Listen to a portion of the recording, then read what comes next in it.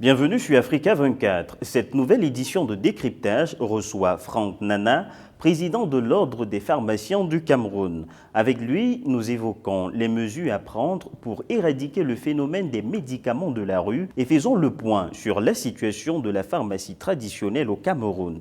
Monsieur Franck Nana, bienvenue sur Africa 24. Le Pharma Expo 2023, le tout premier salon international de l'industrie pharmaceutique, des fournitures et équipements médicaux s'est tenu du 21 au 23 septembre 2023 à Yaoundé, au Cameroun. L'organisation de cet événement répondait à quel défi? L'organisation de ce forum pharmaceutique répond à deux volets cruciaux.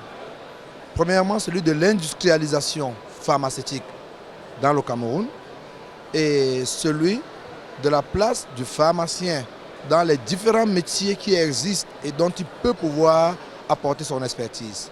Ce sont ces deux grands volets. Bien sûr, il y a des volets subsidiaires, mais voilà les deux grands volets sur lesquels sont placés ce forum pharmaceutique. L'Afrique ne produit que 3% de la demande pharmaceutique du monde. Le Cameroun ne produit qu'entre 4 et 5% de cette demande pharmaceutique. Comment ce rendez-vous peut-il permettre de relever le défi de l'accès aux médicaments?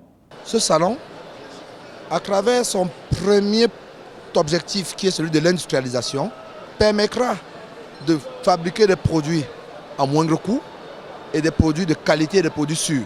Deuxièmement, comment ce salon peut-il permettre de rendre accessible le médicament en montrant aux patients le rôle que le pharmacien peut jouer dans le conseil, l'orientation et dans le lobbying politique afin que ceci puisse permettre la fabrication sur le plan local des produits et pourquoi pas créer des subventions pour que ces produits apparaissent à coût moindre pour la population.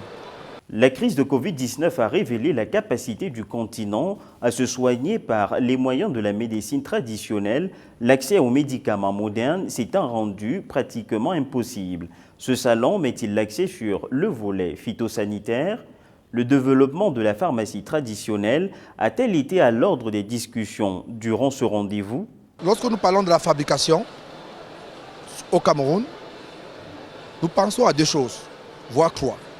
Premièrement, la matière première que sont nos plantes médicinales. Nous avons une variété de plantes que nous n'utilisons pas assez. Donc nous devons aujourd'hui faire le maximum pour produire à partir de nos plantes et exporter cette production à partir des plantes. La consommer nous-mêmes et la vulgariser. Dans un deuxième temps, nous avons des chimistes. Nous allons parler pendant ces 3 jours de la formation. Comment le pharmacien doit être formé pour être un chimiste, un botaniste, un biologiste, afin qu'il apporte au niveau du plan chimique et parfois biotechnologique des éléments à fabriquer des produits aussi bien donc, sur le plan phytothérapeute, sur le plan chimiste, sur le plan bioéthique. Donc voilà les bases sur lesquelles on peut s'appuyer pour fabriquer aujourd'hui les médicaments en Afrique. 5% de la production pharmaceutique au Cameroun. Quelles mesures comptez-vous mettre sur pied pour favoriser la hausse de ces chiffres? Aujourd'hui au Cameroun, ce taux que vous avez cité, il est bien réel, est un faible taux. Le fâcheux constat que nous avons fait, la Covid est encore venue aggraver la situation. Nous souhaitons donc faire un appel à l'État, au gouvernement, de pouvoir encore accentuer ce qu'ils ont commencé, mais réellement de qu'on s'asseye avec l'État, avec d'autres professionnels, pour pouvoir mettre en place des mesures incitatives. Aujourd'hui, nous avons les API, mais nous souhaitons encore plus, parce que toutes ces entreprises qui produisent ces 5% de médicaments ont déjà assez de difficultés.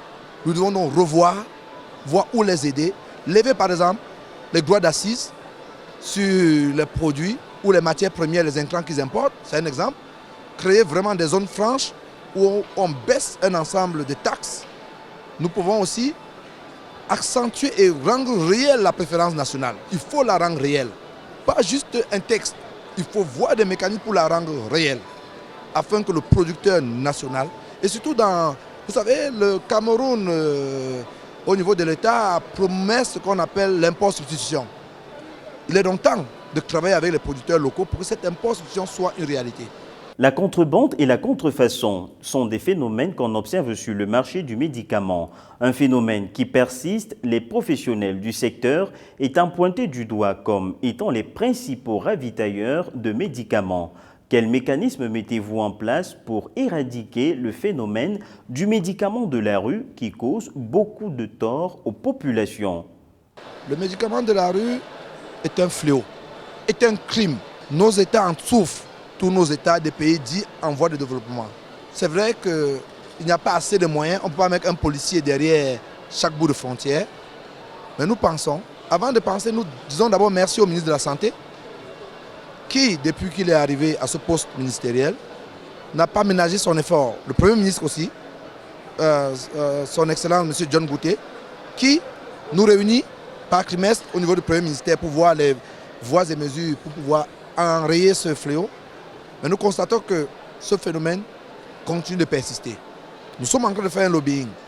Nous sommes en train de travailler avec la direction de la pharmacie et l'inspection de la pharmacie, avec les douanes, l'administration territoriale. Nous profitons pour remercier le ministre de l'administration territoriale, afin que ce fléau soit réduit au moins à une certaine portion congrue. Ça ne sera pas facile, mais nous savons aujourd'hui que le directeur général de la douane et toutes les administrations connexes sont à pied d'œuvre. Nous espérons que d'ici maximum 3, 6 mois, voire 1 an, on ait réduit ces poches. Les mairies aussi sont en partenariat avec dans tout ce consortium-là. Donc, je peux vous rassurer que l'ordre des pharmaciens n'épuisera pas son énergie pour plaidoyer et aussi pour dire à tous les professionnels qui tournent autour de ce fléau, de sortir de ce fléau. Il est grand temps qu'aucun professionnel ne doit être indexé ayant prêté du flanc à ce crime odieux. Car lorsque vous consommez ces médicaments, c'est l'insuffisance rénale, c'est les insuffisances hépatiques, ce sont les cancers. Au-delà du coût, il s'agit d'une notion de santé publique. Et les gens doivent prendre conscience de l'invalidité lorsqu'on consomme ces produits, de ce que l'État perd en termes de ressources humaines, sans parler de ressources financières. Merci M. Franck Nana, président de l'Ordre des pharmaciens du Cameroun, d'avoir répondu aux questions d'Africa 24.